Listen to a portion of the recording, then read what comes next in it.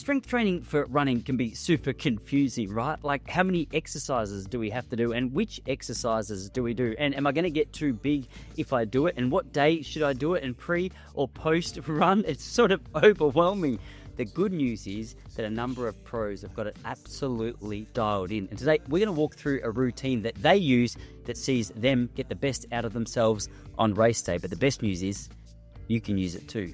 If you've ever felt completely lost when it comes to strength training for distance running, you are not alone. So many runners either completely skip it or they waste their time on exercises that don't really translate to better running.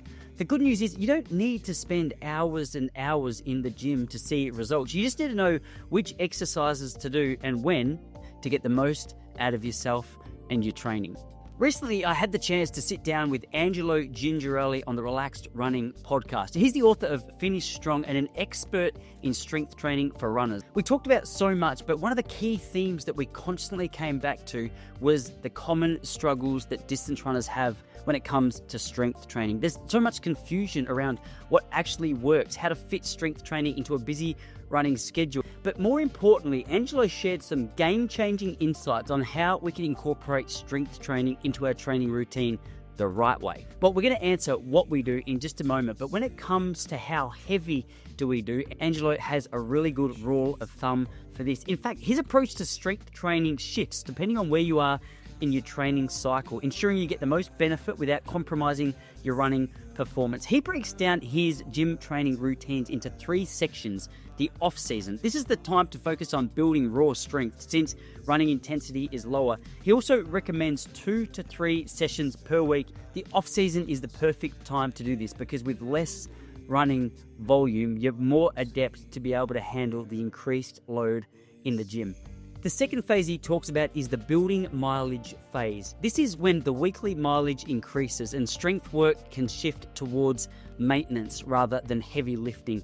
He still suggests that we keep a focus on 5 to 7 key exercises, but a reduction in the overall weight and focusing on power, stability, and injury prevention should be our main focus. Last but not least is the in-season phase of training. This is when races are approaching and the goal is to maintain strength without impacting speed and recovery. All right, now we've got that foundation in place. How do we actually do it? Well, he recommends that we hit the gym 2 to 3 times a week. This allows us to hit enough strength and conditioning work there without impacting on our running routine too much. There's plenty of time for recovery in between the running and in between the gym to try and maximize both areas of our training. Now, I'm in the mileage building phase. So as we said earlier, my main goal here is not to be lifting monstrous weights, but to complement my running training while maintaining strength and conditioning in the gym. First of all, I started off with core. So I did a slight variation of his recommendation in the book where I did 3 rounds of 4 different core exercises for 30 seconds each. That equals 2 minutes. And then I took 60 seconds after that 2-minute routine. So 4 times the 60-second exercises, that's 2 minutes. I gave myself a 60-second recovery, and then I did 3 rounds of that. The idea in focusing on core in this part of the session is it strengthens your core for improved posture and stability and endurance, and also helping maintain efficient form in the later stages of the race. I then moved into front squats where I did 3 sets of 8 to 10 reps. Now, depending on the session, I'll either do the front squats, the back squats, or even like a dumbbell squat. But the whole idea with this particular exercise today is building quad and core strength. This exercise also has a great reputation for improving knee drive and overall power while reinforcing good running posture. I then moved into some pull-ups. Now, I did 3 sets of 8 to 10 pull-ups. One question, and a good question that a lot of runners have, is why do you actually focus on upper body in any regard? Well, upper body strength can still enhance endurance and support arm drive, reducing fatigue over the long distances. Naturally, in the latter stage of a race, if you're really fatigued, being able to generate a really good arm swing can help with your overall running form. So I want to make sure that even though I'm not trying to get huge in my upper body, I'm focused on it enough that when the going gets tough, I've still got a little bit of strength up there to help generate a greater knee drive. Next, I did 3 sets of 8 each side on the walking lunges. This is a real good exercise for developing single leg strength, balance, and mobility. It's also key for maintaining stride, efficiency, and injury prevention.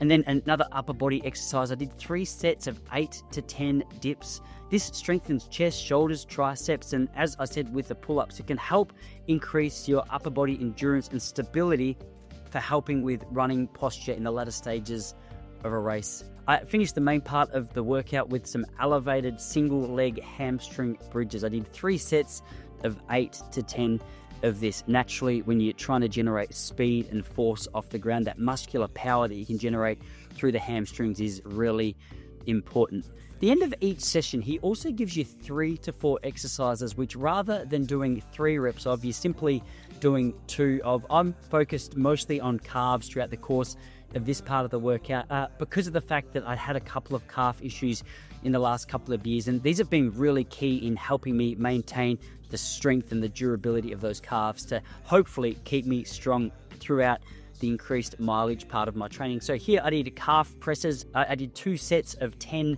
each side with a relatively moderate weight. The get-ups, this is one that I stole from Gordo Byrne, and while it's not an actual specific exercise of Angelo's, this is a really good functional exercise, just helping with my overall strength. So here I was doing 8 to 10 reps. I think most of them I was hitting 10 reps with a 12 kilo medicine ball.